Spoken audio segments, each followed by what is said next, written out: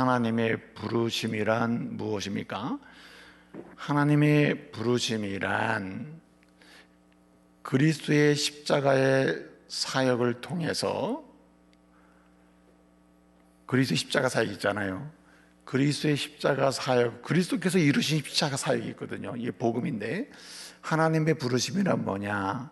하나님께서 그리스도를 통하여 이루신 십자가의 사역을 통하여 그 사역을, 그 복음이죠. 그 복음을 믿게 함으로써 어떻게 합니까?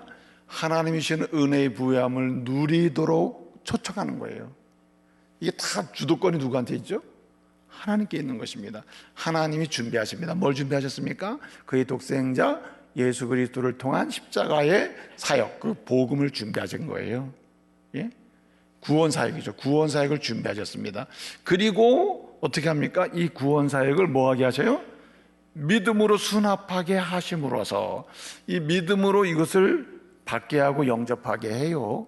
그렇게 함으로써 뭘 하게 합니까? 구원을 받을 뿐만 아니라 구원을 받은 사람으로서 은혜를 누리며 살게 하십니다. 이 누리며 살도록 뭐 하는 거예요? 초청하는 거예요. 초청. 하나님의 초청이에요. 그래서 하나님은 십자가 사역을 준비하시고 믿음을 줘서 이것을 받아들이게 해요. 그래서 하나님의 은혜를 누리며 살게 하기 위하여 부르는 그 초청, 하나님의 초청이 뭐라고요? 하나님의 부르심이라. 부르심. 그러니까 하나님의 부르심은 전적인 하나님의 주권적 사역입니까? 우리가 뭔가 요청해서 오는 사역입니까? 하나님의 전적인 주권적 사역이죠. 주권적 사역. 그래서 이 부르심은 두 가지로 나눈다. 오늘 본문 1절부터 3절에도 보게 되면 사도 바울이 뭘로 부름을 얻었다 그랬죠? 사도 바울이 뭐라고 얘기합니까? 주께서 나를 뭐로? 사도로 부르시고 나와 형제 소스데네를 이렇게 사도로 부르셨다, 이렇게 말씀하십니다. 그 말은 여기 사도로 부르기 전에 그럼 뭐 어떻게 됐습니까? 하나님께서 은혜로 그리스도로 말미암아 준비한 십자가의 사역을 준비해 놓고 믿음을 주셔서 그것을 받아들이도록 먼저 하신 거예요. 그럼 뭐에 부르신 거, 어디로 부르신 겁니까? 구원으로 부르셨기 때문에 구원으로 부르신 다음에 어디로 또 부르신 거예요? 사도로 부르신 겁니다. 그래서 제가 종종 말씀드리잖아요. 하나님의 부르심은 이중적이에요. 일단은 하나님 부르심은 구원으로 부르십니다. 하나님께서 그 은혜로 준비해 놓으신 십자가의 사역을, 예수를 통해 준비해 놓은 복음 사역, 십자가 사역을 믿음으로 수납하게 하심으로 이제 뭡니까? 이게 구원받게 하는 거죠. 구원으로 부르시는 거예요.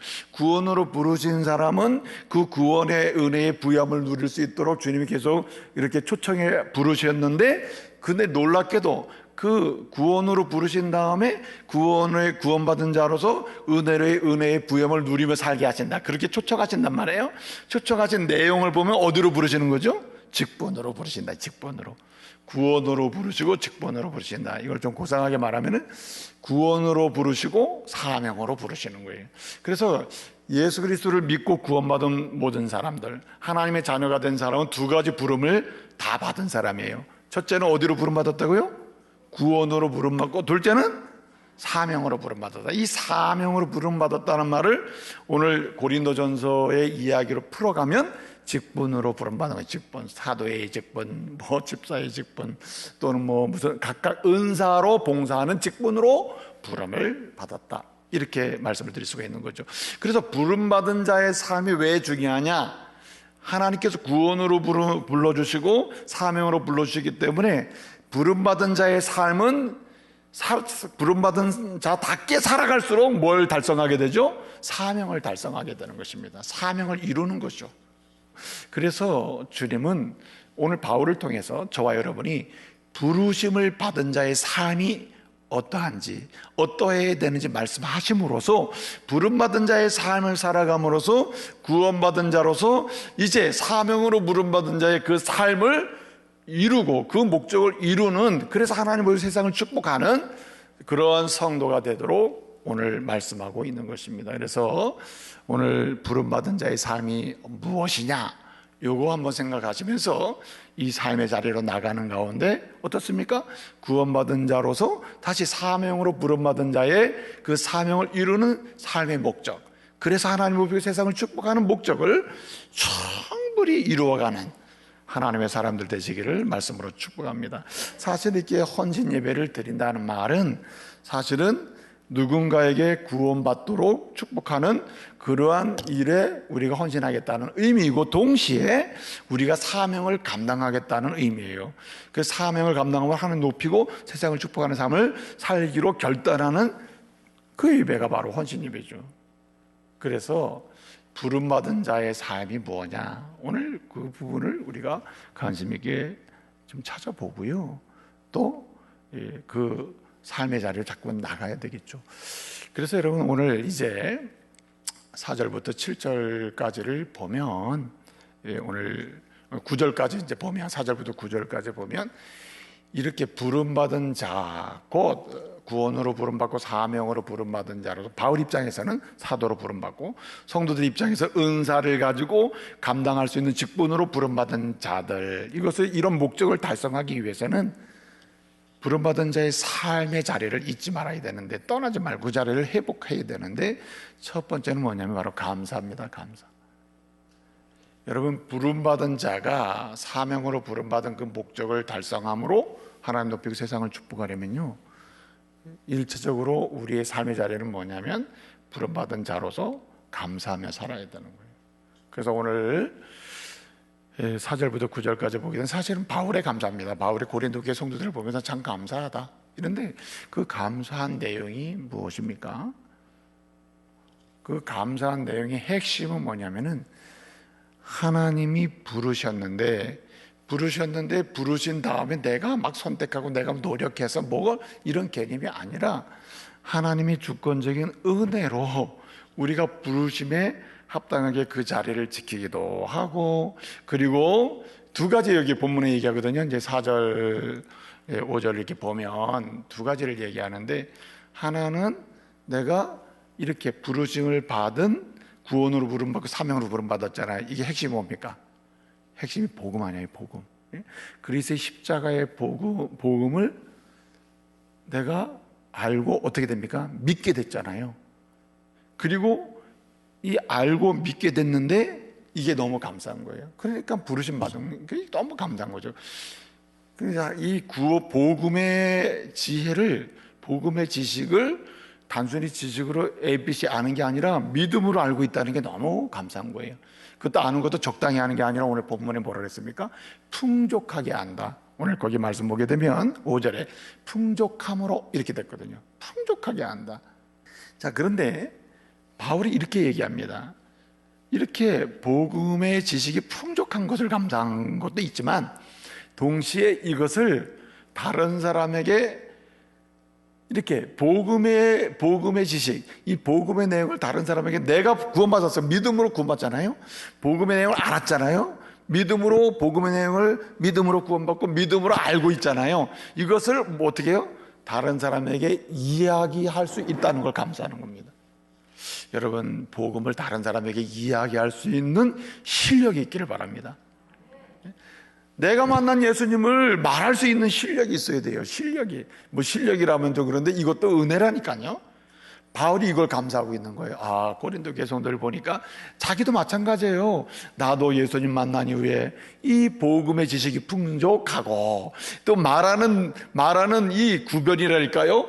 말하는 지혜도 풍족하고, 그 말하면 누군가가 내가 복음을 말하면 듣고, 그 복음 앞으로 나오는 역사도 막 일어나고, 이게 얼마나 감사하냐 말이에요.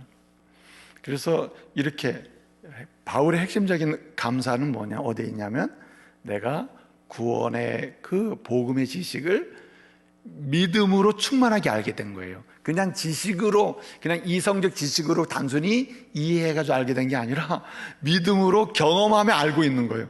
그래서 내가 막 그 구원받음을 감격적으로 경험하면서 그 지식을 이야기할 수 있다는 게 이게 풍족해. 그것도 얼마나 감사하냐 말이에요. 그리고 이것을 뭐예요? 말을 할 수 있어요. 말할 수 있고 자랑할 수 있고 막 너무 좋아 막 이러면서 얘기할 수 있다는 거예요. 그 능력을 풍족하게 줬다는 거예요. 얼마나 감사합니까? 그래서 우리의 모든 부름받은 자의 삶의 기초는 뭐다? 감사합니다. 감사. 무조건 감사해야 돼요. 조건이 없어요. 구원 하나면 좋게요. 그리고 사명으로 부름받은 것 하나면 좋게요. 그리고 그 사명을 감당할 수 있도록 때를 따라 성령의 역사하시고 은사를 부어 가시면서 허락하시는 은혜이면 좋게요. 아멘. 감사하셔야지. 감사. 여러분 진짜요. 이 바울처럼 이 구원의 그 믿음으로 얻는 구원의 그 풍성한 지식, 그리고 그 구원을 누리는 감격, 그리고 그것을 내가 만난 주님을 말할 수 있고 고백할 수 있고 나눌 수 있는 그러한 그 생명력 있는 언어, 이러한 은혜를 입었잖아요. 그걸 감사하면은 그 다음부터는 진짜 이것 때문에 감사하기를 원하면은 진짜 부수적으로 따라와야 될 감사 일들을 많이 주실 줄로 믿습니다. 예? 또 한 가지는 오늘 10절부터 17절까지 얘기인데 핵심은 뭐냐? 한마디로 감사하는 삶을 감사 매트 위에서 이제 부름받은 자의 삶이 시작이 되는데 그 다음에 어떻게 되느냐? 그리스도 중심으로 하나 되는 삶이에요. 오직 모든 그 중심을 누구를 잡는 그리스도 중심으로 일치된 삶을 사는 것입니다. 여러분 오늘 본문에 보게 되면 바울파, 바울은 왜 그렇습니까? 고린도 교회 누가 개척했습니까? 바울이 개척했죠. 바울 중심으로 교회가 성장한 교회 아닙니까? 가장 먼저 바울이 복음을 전해서 그 다음에 누가 왔어요? 아볼로가 가서 또 뭐 고상하게 막 가르치잖아요. 아볼로는 철학에 능한 자라. 그래서 철학적으로 예를 들어서 철학적 사고로 예를 들어서 뭐 복음도 설명하고 또 논리적으로 풀어갈 수 있는 능력도 있고 아주 뛰어난 아볼로란 말이죠. 알렉산드리아 출신이니까 알렉산드리아 학파 자체가 있거든요. 굉장히 그 이성적 활동이 아주 왕성한 지역 출신이란 말이에요. 그러니까 사람들이 혹하거든요. 진짜 역시 아주 우리가 흔히 말하면 똑부러지게 가르치는 이런 사람 있잖아요. 똑부러지게 가르친다. 그러니까 아볼로를 통해서 이게 바울은 그냥 예수 믿으면 구원받고 십자가에 복음 단순하거든요. 바울이 굉장히 쉽게 설명하는 사람이에요. 그런데 이거를 좀 그 지역 사람들이 좀 학식이 있고 이런 데 관심이 있단 말이에요. 그러니까 그냥 아볼로 가서 좀 그런 차원에 설명해 주니까 수준이 있다고 보는 거예요. 수준이 있다고. 여러분 복음은 수준이 있는 게 아니에요. 복음은요 어린아이로 노년에 이르기까지 다 알아들을 수 있는 이것이 진짜 수준이라. 예? 그렇지 않습니까? 누구는 뭐 학식이 있어 알아듣고 누구는 못 알아듣는다. 이거는 진짜 수준이 아니죠. 이거는 세상적 수준이죠. 근데 아볼로파는 뭐냐? 뭔가 수준이 있고 뭔가 말을 해도 좀 뭔가 논리적이고 뭐 이런 거예요. 개바파가 생겼습니다. 나는 아볼로도 아니야. 나는 말하자면은 나는 바울도 아니야. 그래도 베드로지. 베드로가 예수님과 제일 가까이 지낸 사람 아니야? 그러니까 나는 베드로를 추종할 거야. 예? 베드로를 따라가는 사람이야. 그러니까 여러분 나중에 뭐가 나옵니까? 아니야. 바울도 아니고 우린 바울 따르는 사람도 우리 인정 안 해. 너 아볼로 따르는 사람도 인정 안 해. 개바 따르는 사람도 인정 안 해. 우리가 진짜야. 우리는 예수 따르는 사람이야. 여기 말은 맞는 것처럼 보여도 또 하나의 분파를 만든 겁니다. 분파. 그러면 뭐 바울을 믿는 바울파라는 사람들은 예수를 부인하는 사람인가요? 아니죠. 뭐 개바를 따르는 사람도 그러면 예수 부인하는 사람이에요? 그건 아니잖아요. 그런데 다 잘라내고 우리만 그리스도를 믿는다. 이거 얼마나 문제가 되는 겁니까? 자, 여기에 문제가 있는 거예요. 자, 여러분 왜 이런 일이 생깁니까? 중심을 잃었기 때문이죠. 중심을 잃으니까 중심을 잡아줄 만한 사람을 찾는 거예요. 훌륭한 전도자는 결국 누구를 중심으로 삼도록 안내주죠? 예수 그리스도를 중심에 삼도록 안내주는 것이 복음이 예수 그리스도 아닙니까? 그래서 그리스도를 중심으로 그 삶의 자리를 끌어갈 수 있도록 하는 거예요. 그래서 그리스도 안에 연합하고 일치하는 삶, 일치, 연합, 하나됨, 이것이 부르심을 받은 자의 기본적 삶이라는 거예요. 그래서 감사하면 용납하게 되고, 감사하게 되면 모든 게 나도 다 은혜로 인한 감사니까 누구를 뭘 어떻게 비난하거나 뭔가 비판하거나 뭔가 이렇게 할 수 있는 여력이 없는 거죠. 그럴 공간이 안 생기는 거예요. 그러니까 어떡합니까? 우리는 구원, 난리와 십자가에 죽으시고 부활하신 그리스도 그분으로 인하여 뭐 하는 겁니까? 그분으로 인해서 우리가 여기 모였으며, 이렇게 형제가 되었으며 자매가 되었으며 우리가 한 가족이 되었고 하나님 나라 백성이 되었다고 하는 이 고백으로 계속 나가겠다는 거죠. 마지막 한 가지가 있는데요, 그게 이제 18절부터 이제 마지막 절까지인데, 이게 십자가에도 하나님의 사람의 지혜와 하나님의 지혜를 이렇게 비교를 하고 있습니다. 그 말씀을 보면 이런 말씀이 있어요. 유대인들은 십자가의 도 복음입니다. 복음을 어떻게 여깁니까? 꺼리끼는 것으로 여깁니다. 꺼리끼는 것. 그 말은 뭐냐면은 십자가에 죽는다는 말은 뭡니까? 저주받았다는 얘기거든요. 십자가 예수가 죽었어요. 이거 메시아가 될 수가 없지. 우리는 꺼리끼는 거예요. 나도 저기 같은 불에 취급당하면 안 되니까. 그래서 뭐가 당하는 겁니까? 멸망하는 자가 된다는 말입니다. 또 이방인들은 또 어떻게 해요? 미련한 것으로 여겨요. 미련한 게 뭡니까? 논리적으로 안 맞는 거예요. 아니, 메시아가 어떻게 중죄인이 처벌당하는 그 십자가에 죽나? 논리적으로 안 맞기 때문에 어떻게 해요? 미련한 것으로 여깁니다. 이성적 사고죠. 그러니까 어떻게 됩니까? 그리스도를 떠나가는 사람이 된다는 거예요. 그런데 유대인이든 이방인이든 상관없이 하나님의 부름받은 사람, 부름에 응답하여 주의 이름을 부르는 자들은 어떻습니까? 십자가를 구원 얻는 능력으로 여겨요. 그래서 어떻게 합니까? 그걸 믿음으로 수납하게 되는 거죠. 그래서 어떻게 됩니까? 하나님의 백성이 되고 천국 백성이 되고 이 십자가의 능력을 부유하게 경험하는 사람이 있다는 거죠. 결론적으로 부름받은 자의 삶은 어떤 삶이냐? 오직 십자가를 자랑하는 삶이라는 거예요. 십자가는 무엇입니까? 복음 아니에요? 십자가를 자랑한다는 말은 복음을 자랑하는 삶인데, 복음이 뭡니까? 복음이 예컨대 성경이 복음이다, 예수가 복음이다, 십자가가 복음이 이렇게 말씀할 때, 십자가가 복음이라는 말은 십자가에서 이루신 주님의 구속사역이 복음 아닙니까? 그 구속사역을 어떻게 설명한다 그랬어요? 제가 이제 십자가상의 7원을 설명한 적이 있는데, 누가복음 23장 34절에 뭐라 그랬습니까? 아버지여, 저들이 하는 일을 몰라합니다. 저들이 나를 십자가에 못 박는 것은 저들이 하는 일을 몰라서 그래. 저들의 죄를 사하여 주십시오. 이렇게 구원의 복음을 선포하잖아요. 제사함의 복음, 그죠? 주님은 뭔가 요구하면 주는 게 아니라 하나님의 택한 백성을 향하여 제사함의 복음을 선포했어요. 예? 주님은 뭐 하시는 분? 죄를 사하시는 분이에요. 그리고 여러분, 그 다음에 뭡니까? 누가복음 23장 43절을 보게 되면 뭐라고 했습니까? 34절에서는 이렇게 제사함의 복음을 선포했자면 43절에서 뭐라고 얘기합니까? 이 초점이 뭐예요? 초점은 이런 거죠. 바로 이 제사함의 복음, 구원의 복음이죠.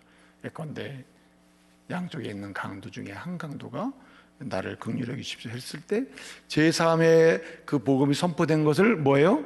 나도 그 복음을 믿습니다. 당신이 주권적으로 죄를 용서해 주는 그 십자가에 선포된 복음을 나도 믿습니다. 믿음으로 용납하면서 받아들이면서 나도 믿사오니 나를 긍휼히 여기십시오 라고 할 때 뭐가 임하게 되죠? 구원이 임하게 되죠. 구원의 복음. 그래서 내가 오늘 밤 나와 함께 낙원에 있으리, 구원의 복음이 선포되고, 그 다음에 어떻게 됩니까? 구원의 복음이 선포돼서 이렇게 하나님의 구원을 누리는 사람은 새로운 가족관계가 형성된다. 세상에서 맛볼 수 없는 새로운 형제가 생기고 자매가 생기고 새로운 영적 어머니 아버지가 이제 다 이렇게 영적인 가족이 생긴다. 그래서 요한복음 19장 26절 27절에 뭐라고 했습니까? 보라 내 어머니라, 보라 내 아들이라. 전혀 이 요한하고 말이죠, 그 예수님의 육신의 어머니 마리아하고는 전혀 사실은 어머니 아들이라 할 수 있는 관계가 아니잖아요. 그런데 여러분, 내 어머니야, 내 아들이야, 새로운 가족관계를 형성해 주는 겁니다. 이거는 어디 안에서 가는 겁니까? 복음 안에서 가는 거예요. 복음 안에서. 복음 안에서 우리는 한 형제가 된다. 우리의 부모님처럼, 우리의 형제처럼 대하게 되는 거죠. 사랑의 복음이라. 사랑의 복음. 이는 새로운 사랑의 관계가 형성된다. 여러분, 마태복음 27장 43절을 보면 뭐라고 얘기합니까? 주님이 말씀하죠. 엘렐리 라마 사박다니 왜 나를 버리십니까? 이것은 왜 주님이 버림받았다 그랬죠? 버림받은 이유가 뭡니까? 버림받은 이유는 바로 죄를 짊어지시기 때문에 버림받는다. 죄를 짊어지시기 때문에. 그래서 시편 기자는 말하는 거예요. 주님 왜 제 십자가에서 왜 버리셨나이까 물을 때 몰라서 묻는 게 아니고 내가 압니다. 내가 세상 짐을, 죄의 짐을 졌기 때문에. 죄는 사망이거든요. 그러니까 주님이 버리시는 겁니다. 우리 죄의 짐을 지셨기 때문에. 그래서 자유의 복음입니다. 주님이 우리의 죄를 짊어지심으로 죄로부터 나 자유 얻었네. 자유의 복음을 주신다. 그 다음에 여러분 다섯 번째로 보면은 뭐라고 얘기합니까? 주님께서 말씀하시잖아요. 요한복음 19장 28절을 보게 되면 뭐라고 얘기합니까? 내가 목마르다라고 했나? 내가 목마르다. 목마르다는 건 뭐라 했어요? 내가 목마르다는 건 주님이 목마르서 죽겠다 하는 실제 목마름이 있지만, 이 목마름은 요한복음 4장에 보게 되면 내 목마르다 물 줘. 수가성 사마리아 여인에게 얘기했지만은 수가성 마리아 여인이 물 줘서 아이고 한 바가지 실컷 마신 다음에 내가 이제 목 마르지 않다 이랬어요. 주님 물도 안 마셨어요. 목마르다 하신 이유는 사실은 목마른 너에게 내가 채움의 은혜를 줄 사람이 나다. 진정 채움의 은혜를 주는. 그래서 채움의 은혜, 영적 목마름을 채워주고 모든 걸 채워주는 은혜가 주님의 십자가의 은혜라 이거예요. 그 다음에 뭐라 그랬습니까? 다 이루었다. 다. 그래서 요한복음 19장 30절 보게 되면 내가 다 이루었다 하거든요. 이 뭡니까? 승리의 은혜다. 승리의 은혜. 그래서 예수를 믿는 사람은 인생 전체를 살면서 어떠한 가운데서도 시험에 들어도 뭔가 문제가 생겨도 죽을 지경에 있어도 사망의 그늘이 나를 엄습해도 내가 사망도 이기고 시험도 이기고 내가 반드시 승리할 줄로 믿습니다. 다 이루신 승리를 선언하셨기 때문에. 마지막 7번 뭡니까? 내가 내 영혼 아버지 손에 부탁하나이다. 이 말은 뭡니까? 예? 십자가에 죽으신 그리스도의 이름으로 우리의 모든 것을 하나님 아버지께 맡길 수 있는 은혜가 우리에게 있는 거예요. 죽음의 순간에도 우리가 내 생명을 주님께 맡깁니다.